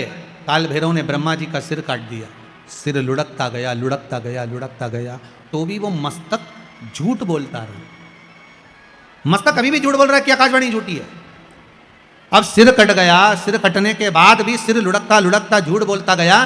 ब्रह्मा जी के रक्त, जो सिर कटने पर जो रक्त निकला, वो रक्त से एक नदी प्रकट हो गई जिसका नाम है कर्मनाशा। कौन सी नदी है? जरा जम के बोलिए। कर्मनाशा नदी प्रकट हो गई।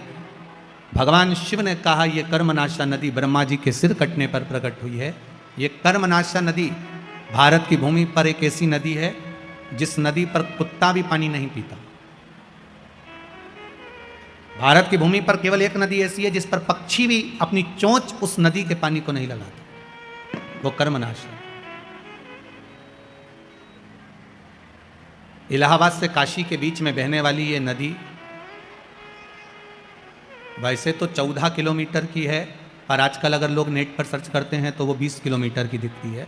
अब हो सकता है उसका विस्तार हुआ हो, पर शिव महापुराण में, लिंग पुराण में वो 14 किलोमीटर है। एक कर्मनाशा नदी जिस पर यूपी गवर्नमेंट ने बड़े बड़े बोर्ड लगा कर रखे हैं, इसमें हाथ ना धोइए, इसमें पांव ना धोइए, इसका स्पर्श ना करिए, ये कर्मनाशा है। 7 पीढ़ी में किसी ने उद्यापन करा हो, दान करा हो, कन्यादान, वस्त्र दान, मुद्रा दान, स्वर्ण दान, अन्न दान, उपास, व्रत, कुछ भी करा होता है, 7 पीढ़ी में अगर किसी ने करा हुआ है और उस पीढ़ी का व्यक्ति अगर कर्मनाशा नदी को छू लेता है, उसका पानी का स्पर्श हो जाता है, तो 7 पीढ़ी में करा गया सारा कर्म नष्ट हो जाता है। वो कर्मनाशा नदी आज भी बहती है, जो ब्रह्मा जी के रक्त से बनी। विद्वान लोग आज भी उस नदी के पास नहीं जाते, उस नदी के करीब में नहीं पहुंचते।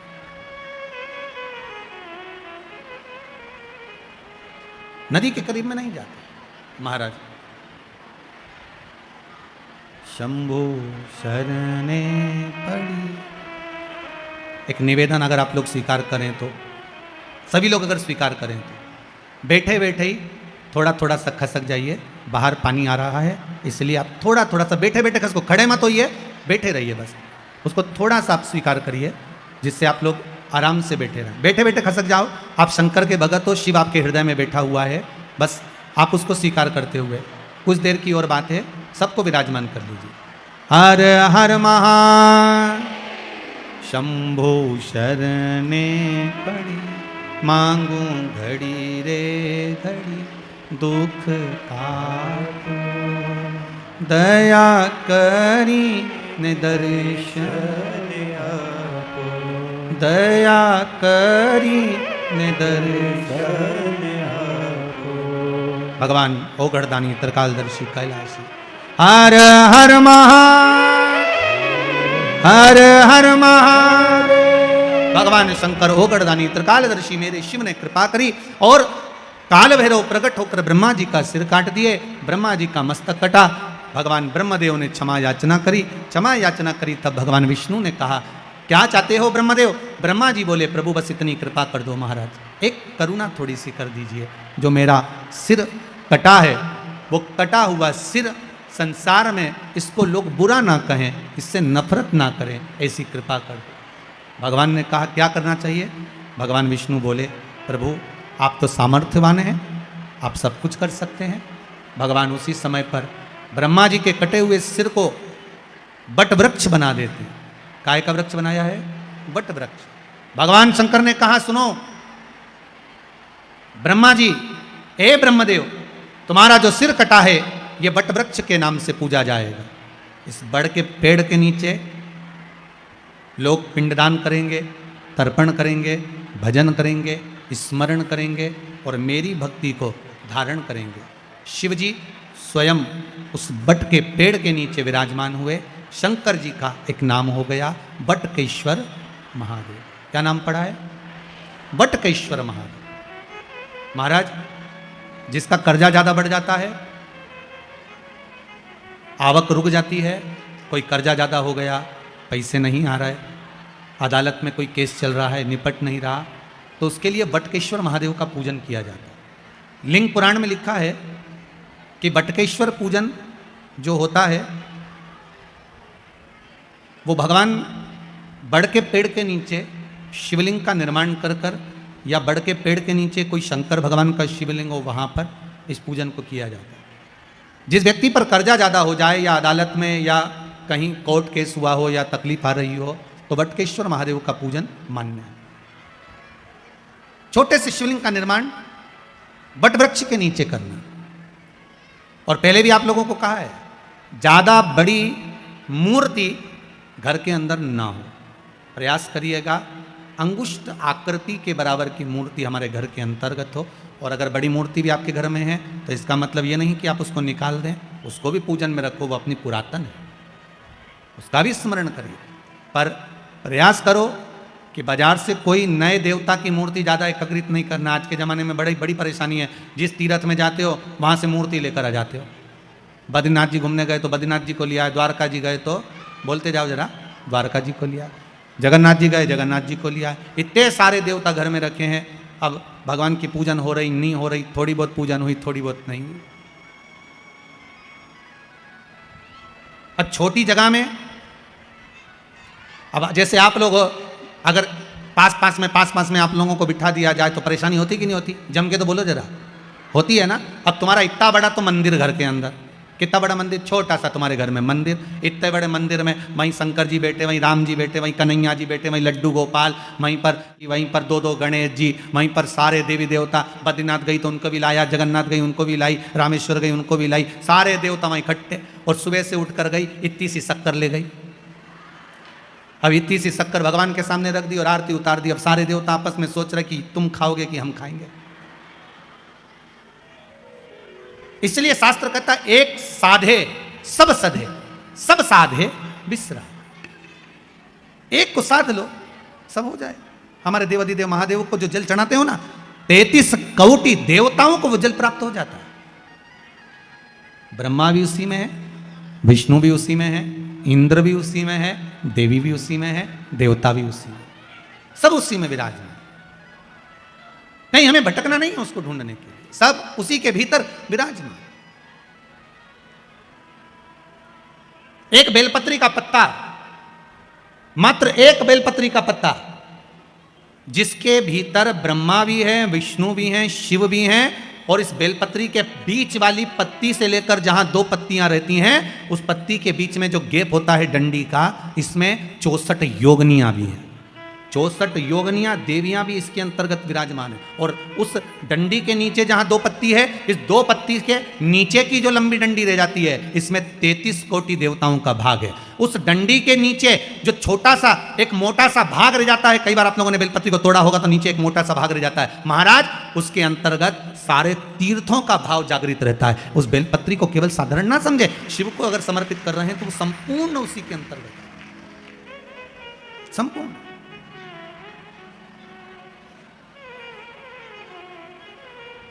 केवल आप लोगों ने बेलपत्र अगर कभी शिवजी पे चढ़ी हुई, हम तो कई बार निवेदन करते हैं कि आप उसका सेवन हफ्ते में एक बार, जिसको भी शुगर हो, बीपी हो, थायराइड हो, हफ्ते में एक बार शंकर जी पे चढ़ी हुई बेलपत्र अवधूतेश्वर महादेव के नाम से, कौन से महादेव? अवधूतेश्वर महादेव के नाम से खाना प्रारंभ कर देना चाहिए, हफ्ते में एक बार। और जिसके भी घुटने में प्रॉब्लम रहती है या डॉक्टर ने बोल दिया कि घुटना बदलना पड़ेगा, तो उनके लिए निवेदन है, शिवरात्रि के दिन रात्रि को 12 बजे शंकर जी पे चढ़ी हुई बेलपत्र, भगवान शंकर पर चढ़ी हुई बेलपत्र, शिव जी के मंदिर पर ही बाहर खड़े होकर शिखर का दर्शन कर कर उस बेलपत्र को चबा चबा कर खा लीजिए। घुटना बदलने की जरूरत नहीं पड़ेगी, कभी भी घुटना बदलने की जरूरत नहीं।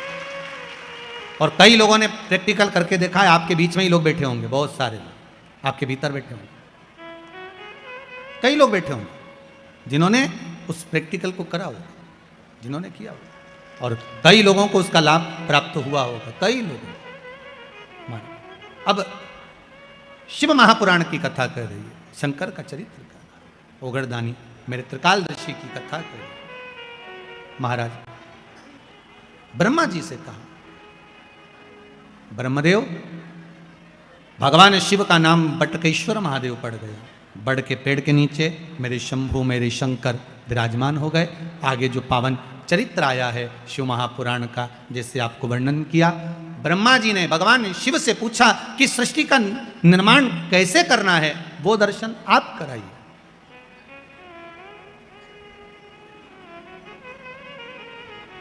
इस सृष्टि खंड को बढ़ाना कैसे है, उसका वर्णन आप करें। महाराज शिव कथा कहती है, ब्रह्मा जी के लिए भगवान स्वयं वर्णन कर कर जाते हैं कि आप एक काम करिएगा, आधा पुरुष आधे स्त्री का निर्माण करिएगा। पुरुष और स्त्री का निर्माण करना था, ब्रह्मा जी को भान नहीं हो पाया, उन्होंने पुरुष और स्त्री को मिलाकर निर्माण कर दिया, जिससे किन्नर उत्पन्न हो गए। अब किन्नर उत्पन्न हुए तो भगवान विष्णु और भगवान शंकर दोनों आ रहे थे, मेरे शिव आ रहे थे। भगवान विष्णु ने देखा कि चारों तरफ किन्नर ही किन्नर हैं, जहां देखो किन्नर नृत्य कर रहे हैं, ताली बजा रहे हैं, स्मरण कर रहे हैं। इतने में तो भगवान विष्णु को हंसी आ गई, बड़ी जम के भगवान नारायण हंस दिए, बहुत ठाका लगाकर। जैसे ही भगवान विष्णु हंसे तो भगवान शंकर ने पूछा, क्या हुआ नारायण, आप हंस क्यों रहे हो? भगवान विष्णु ने कहा, प्रभु आपने ब्रह्मा जी से कहा था कि सृष्टि का निर्माण करो, पर ब्रह्मा जी ने कैसी सृष्टि बनाई, चारों तरफ किन्नरों को उत्पन्न कर दिया। सबसे पहली सृष्टि का निर्माण में किन्नर उत्पन्न हुए थे, इसलिए आज भी शुभ कार्य में, घर के मंगल विवाह में, बच्चों का जन्म होता है, उसमें किन्नर आमंत्रित होते हैं और किन्नरों को कुछ देना पड़ता है। ये भगवान ब्रह्मा की बनाई हुई सृष्टि में से प्रथम सृष्टि में किन्नर थे। भगवान विष्णु हंसती है, शंकर भगवान को थोड़ा सा क्रोध आ गया कि ब्रह्मा जी ने निर्माण करा और तुम हंस रहे। शिव महापुराण की कथा कहती है, कभी अंधे को देखकर मत हंसो, कभी लूले को, विकलांग को, चरण नहीं, हाथ नहीं, बहरा है कोई, वाणी से विहीन है कोई, उसको देखकर कभी नहीं हंसना। शिव महापुराण की कथा कहती है, एक जन्म हमको लेना पड़ता उसी के जैसा जिस पर हंसे हैं।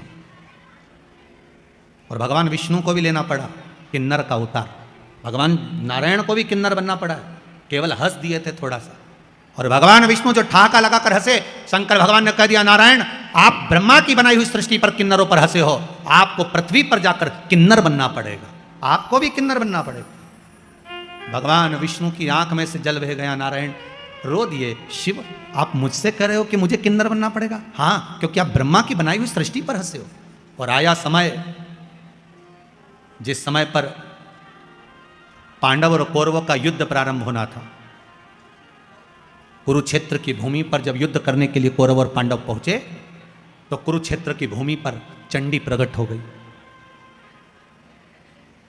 कुरुक्षेत्र की भूमि पर चंडी प्रकट हुई और चंडी ने कहा, सुनो कौरव और पांडव, ये भूमि मेरी है, भूमि पर युद्ध करने से पहले कौरवों को अपने परिवार में से किसी एक की बलि देना पड़ेगी और पांडवों में से परिवार में से किसी एक की बलि देना पड़ेगी, तब तो तुम इस कुरुक्षेत्र की भूमि पर युद्ध लड़ सकते हो।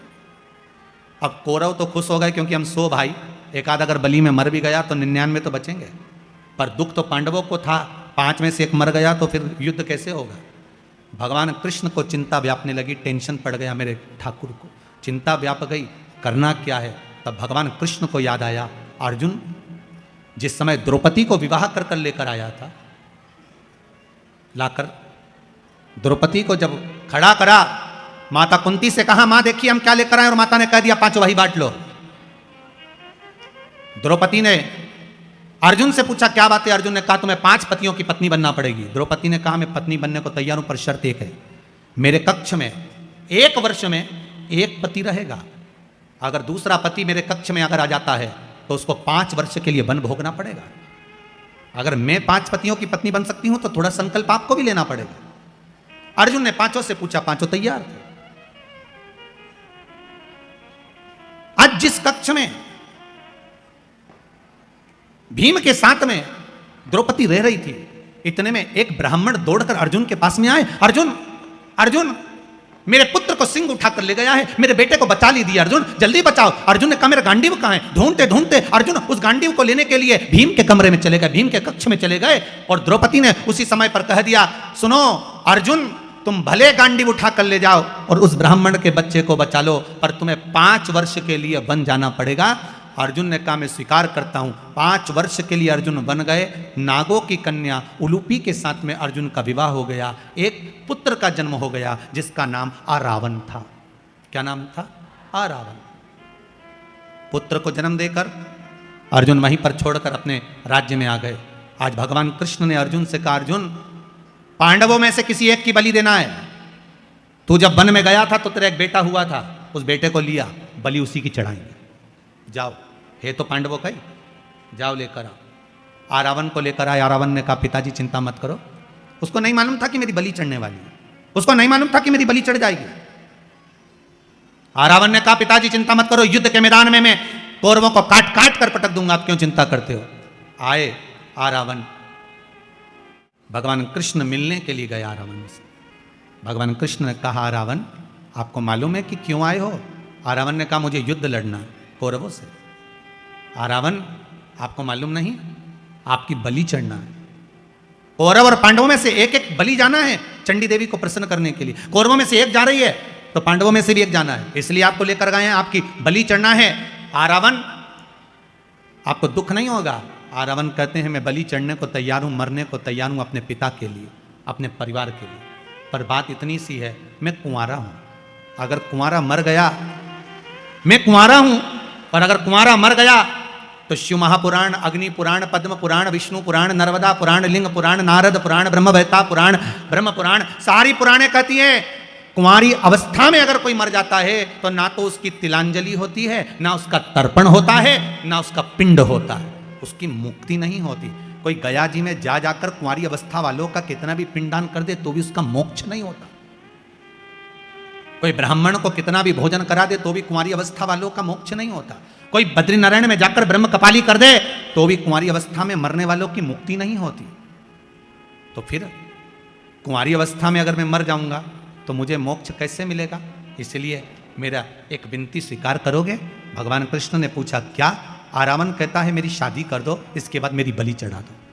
भगवान ने मन में विचार करा कल बलि चढ़ना है, आज ही का दिन बचा है, शादी के लिए लड़की कौन तैयार होगी, फिर भी तैयारी करो।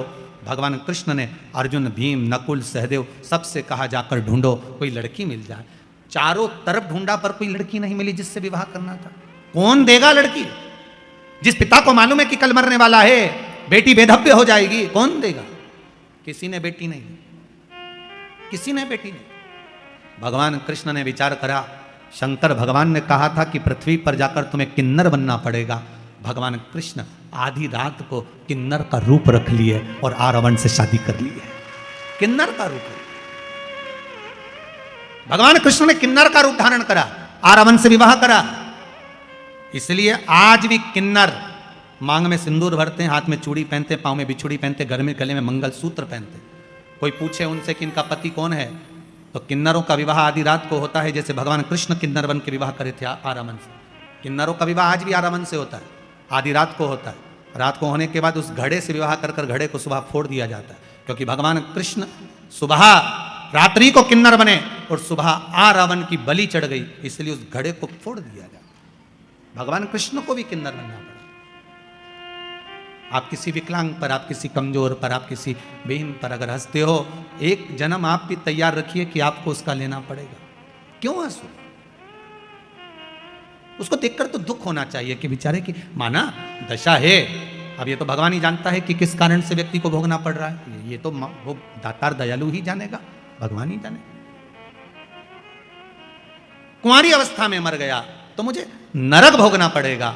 कुंवारी इसीलिए शिव महापुराण की कथा कहती है भागवत पितरों को तार सकती है, भागवत पितरों को तार देती है, पर शिव महापुराण की कथा केवल एक कथा ऐसी है जो कि आहूतों को तारती। आहूत मतलब कुंवारी अवस्था में जो मर गए, गर्भ में 6 महीने का, 8 महीने का, 9 महीने का, 10 महीने का कोई बच्चा जन्म लेकर कुंवारी अवस्था में, कोई बड़ा होकर जिसका विवाह नहीं हुआ, अधोगति में कोई मर गया, ये शिव महापुराण कुंवारी अवस्था वालों को तार देती है। कहते हैं कि कथा सुनकर जो व्यक्ति निकल कर जाता है शिव महापुराण की कथा सुनकर, उसके शरीर से एक तरंग निकलती है। रास्ते में, मार्ग में जितने भी कुंवारे मर गए हो, एक्सीडेंट में मर गए हो, या किसी के घर के अंदर गर्भ में 6 महीना, 8 महीना, 9 महीना, 10 महीना का कोई बच्चा शांत हो गया हो, वो नारी भी अगर कोई कथा सुनकर जा रहा हो, उसका मुख देख लेती है तो उसका दोष समाप्त हो जाता है, और जो कुंवारी अवस्था में मर गया उसका मोक्ष हो जाता है।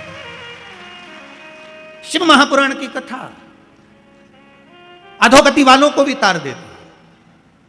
आज आप लोग इतनी संख्या में आए हो, बाबा विश्वनाथ की कृपा, महाकाल दादा की दया है, शंभू की कृपा है, मेरे शंकर की, वो तारने वाली है, तारण है, उसकी कृपा, उसकी दया।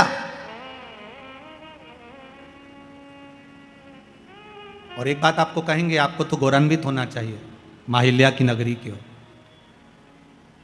यहां से निकल कर जाते हो ना, जितनी दूर तक कदम कदम पढ़ते पढ़ते अपने घर पहुंचते हो ना, शिव महापुराण में ऐसे नहाए हुए होते हो कि घर पर जाकर भी शंकर की ही चर्चा होती है।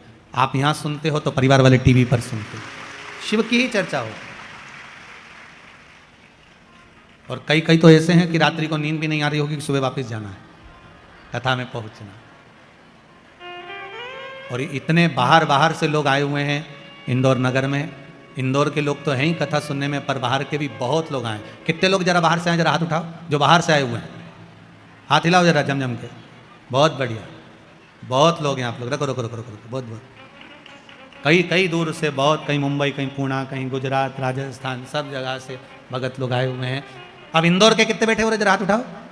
अरे बहुत सारे हो, रख लो रख लो रख लो रख लो, ढेर सारे, रखो रखो। हर हर शिव उपासना, भगवान शंकर की भक्ति, शिव की आराधना जीव को सुख प्रदान करती है। कुंवारी अवस्था में भी अगर कोई चला गया उसको भी गति प्रदान करती है। महाराज तब भगवान भोलेनाथ ने देखा कि ये दशा गड़बड़ हुई, शिव जी ने अपना अर्धनारीश्वर स्वरूप का दर्शन कराया।